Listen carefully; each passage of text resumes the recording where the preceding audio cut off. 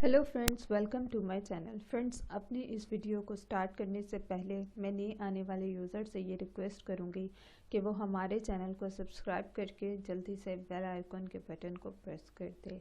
दोस्तों, आज की इस वीडियो में स्पेशली उन लोगों को बताऊंगी जो लोग नाक छिदवा के आते हैं और नाक में उन्होंने कोका वगैरह डालना होता है, तो उसको जब छिदवा के आते हैं तो दोस्तों उसके इससे ज़ख़म अक्सर लोगों के बन जाते हैं। जब कान छिदवाते हैं तब भी ज़ख़म बन जाते हैं, या जब नाक छिदवा के आते हैं लोग, लड़कियां स्पेशली, तो उनके ज़ख़म बन जाते हैं।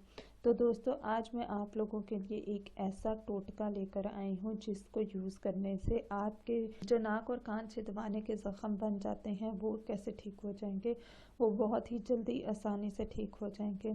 सो दोस्तों, उसके लिए आप लोगों को जो इंग्रेडिएंट्स चाहिए हैं वो है पेट्रोलियम जेली। या तो आप अपने कान या नाक जब छिदवा कर आएँ तो उस पर पेट्रोलियम जेली लगा लें।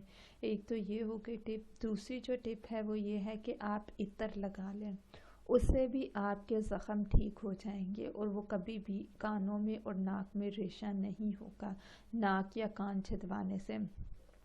और तीसरी जो टिप है वो है, जब आप घर में मसाला भूनते हैं, हंडिया भूनते हैं, हंडिया भूनने से पहले आले को अच्छी तरह से भूनते हैं, और जब घी आ जाता है तो आप उस ऑयल को, उस घी को अपने नाक पे या कानों पे, जो भी आपने या कान छिदवाया है, तो उस ज़ख़म पे लगाएंगे तो दोस्तों आपका ज़ख़म कुछ दिनों के बाद ही ठीक हो जाएगा।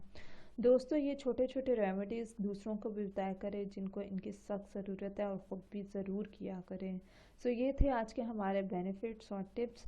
सो मज़ीद वीडियोस के लिए हमारे चैनल को सब्सक्राइब करके जल्दी से बेल आइकन के बटन को प्रेस कर दें।